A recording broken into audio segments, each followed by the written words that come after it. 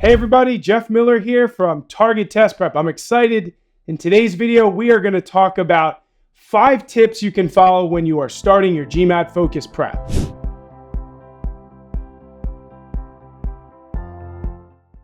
All right, step 1, learn what is tested and how it's tested. All right, why is this important? Well, you're starting off with your GMAT focus prep for the first time. You're going to eventually have to get a baseline score, but you can't do that right away. First, you need to go in. You need to look at what's actually tested on the GMAT focus, that there's critical reasoning and reading comprehension on the verbal section, that the quant section is made up of quant topics like linear equations, quadratic equations, word problems, rates, work, etc., that it's multiple choice questions in the quant section. In the data interpretation or the data insight section, you have graphics interpretation, two-part analysis, table analysis, a lot of graphs, text related to math, and of course, data sufficiency as well. You need to practice, learn those question types, practice a few of them. You don't have to go crazy because remember, you're going to be following a very detailed study plan, but just get a general sense of what is tested, how it's tested by practicing some questions, and that's going to lead you to your next step in the process of starting your GMAT focus prep journey. Step 2, kind of talked about this a minute ago, but now do some practice of the questions. So we said learn what is tested, learn how it's tested by reviewing some questions, but now actually do some practice questions. Find some sample sets. You can possibly use the official guide at Target Test Prep. We actually have a free diagnostic you can try. We have sample questions on our blog, or just check out a trial of the course. We have a ton of questions there. The reason you want to do that is you want to start getting used to actually answering them, because soon you're going to have to go in, take the practice test to get a baseline score. But remember, we didn't want you to do that 100% cold. This way you're a little warmed up. I get it. You're not going to be there because if you were, you just would go and take the GMAT. So this is a way to get yourself a little closer to being in the position you want to take that first practice test. Step 3, one of my favorites, take that practice test to get a baseline score. That is huge. I tell students about this constantly. And look, I know you might be scared to do this. You might wonder, how am I going to take a practice test? How am I going to feel good about taking a practice test? But remember this, and I say this constantly, it's just a starting point.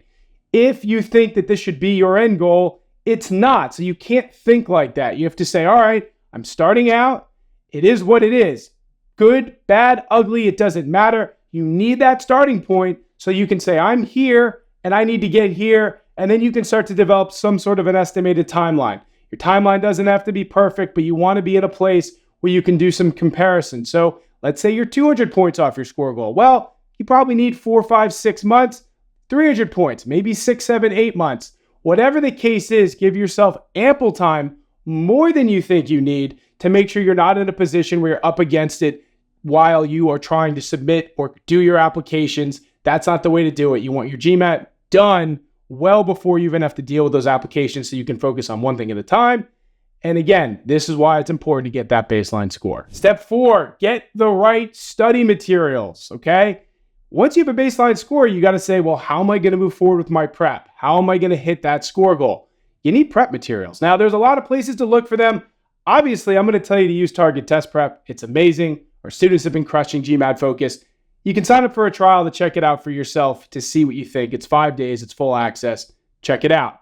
If you want other people's opinions, go to the subreddit on GMAT, or go to the subreddit, the GMAT subreddit on Reddit. Go to GMAT Club. Go to the review section.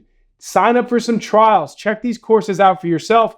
No matter what you choose, make sure that course is detailed and structured. Make sure you have a study plan that allows you to study in a topical way, which we'll talk about in a moment, and really just provides framework of what you're doing from beginning to end of your preparation. If you can do that, you're going to be well off to the races, doing exactly what you need each and every day, moving towards your score goal. Step 5, create a foolproof study schedule. Now, we talked a little bit about your study plan before. We'll talk a little bit more of that now, and then we'll get into the study schedule.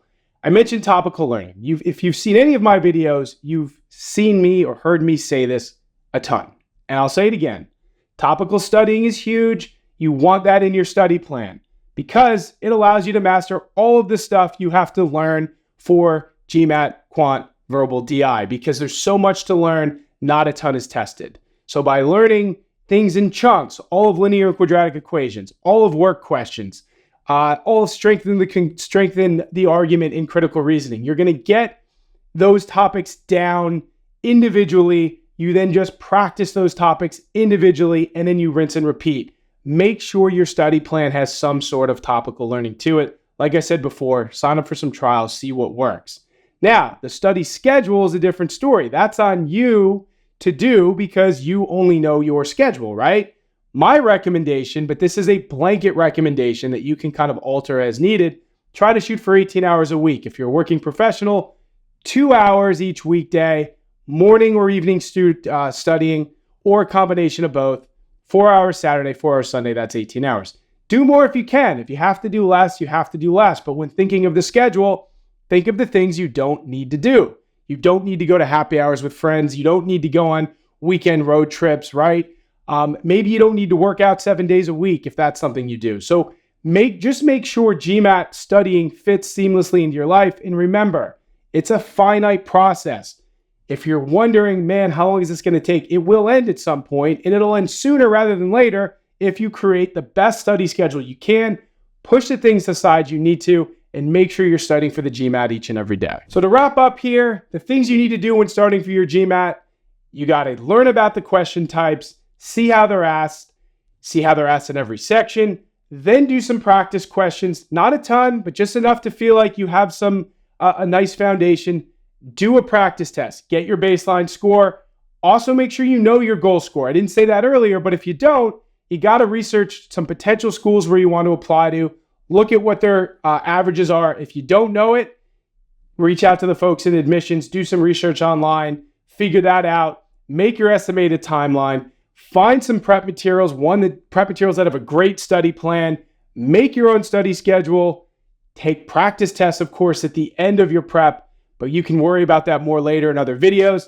And that's all you need to do to get moving with your GMAT prep. If you can do that, I'm confident you can get a great score on your GMAT focus. All right, that concludes today's video. I had a blast talking to you about how to get started with your GMAT focus prep. If you enjoyed today's video, please subscribe to our channel. And as always, leave comments. We're happy to make videos based on things you're wondering about. Thank you for watching. Good luck studying this week and beyond. And we will talk to everybody soon.